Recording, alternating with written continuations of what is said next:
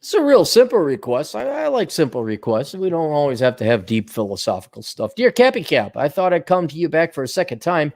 During this year of COVID, year of the rat on the Chinese zodiac, isn't that appropriate? When I've been going to stores, I've been seeing signs saying, due to the national change shortage, we ask that you either pay an exact change or use a debit or credit card. You're an economist, right? How would it impact the economy if we eliminated pocket change altogether and simply rounded up all prices up or down to the nearest whole dollar? There'd be a marginal efficiency gain. It wouldn't markedly improve anybody's life.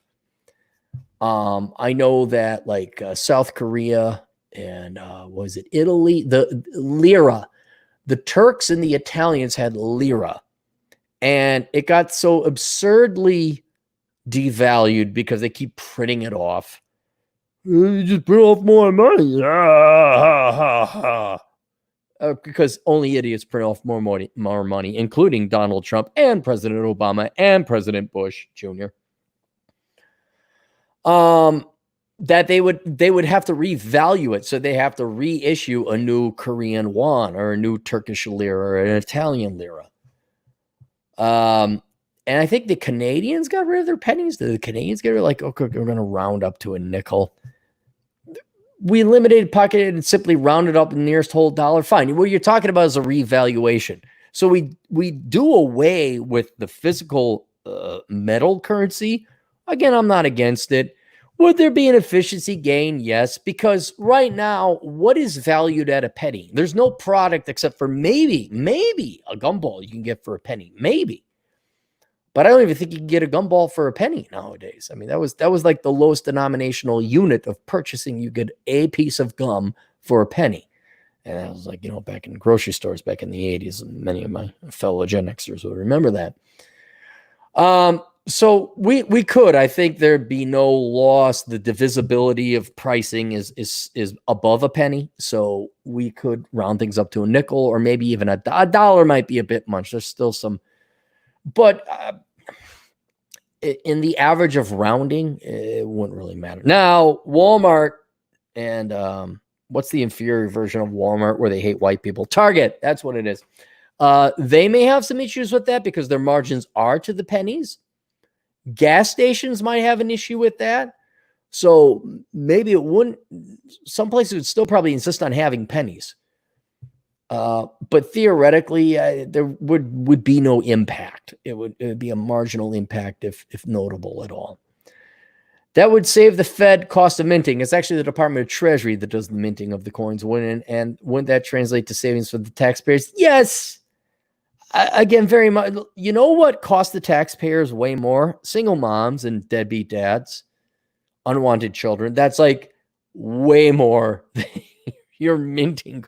Hang on. Let me look up minting costs US. It's going to be some token amount. This is going to be some token amount of money. I don't think it'd even be $1 billion. Last year, 8.4 billion currency costs. Yeah, pennies cost more than a cent. They cost almost twice. Total 69 million. How much does it cost to mint US coins? Now they're going to. It takes 2 cents to make a penny and 7 cents to make a nickel. The Fed, how much does it cost to produce currency and coin? Some of the Federal Reserve, even the Federal Reserve does not technically print the money. Coin it anyway. 2020 currency operating budget is $877 million. So not even $1 billion. Okay, you take single moms off of welfare and not give the crotch fruit money, you are saving at least $100 billion in a month. At least. You take boomers off of Social Security for a month, you're saving like multiple billion, but maybe $100 billion. Well, what is Social Security? It's a quarter of the U.S. budget. And that's $4 trillion divided by 12. Yeah, you're talking multiple hundreds of billions of dollars a year. Yeah, easy. There is certainly, you're right. You're mathematically and factually right. We would save money for the taxpayer. But we got bigger fish to fry. I mean, just not giving foreign aid to degenerate leftist shitholes and third world shitholes would save it. But But yeah, we could save money by switching to Geico Direct, or switching and rounding up to dollars. So there you go. Okay, any super chats? Nope. Cool. All right, another video coming up. See you guys later. Take a look at the links down below. And remember, July is Don't Become a Millennial month. Get your copy of How Not to Become a Millennial, so that you don't end up being poor and panhandling, like taxpayers give me money, Republicans bad, kill white people, that kind of thing. Whatever millennials say nowadays. All right, we'll see you guys later. Toodles.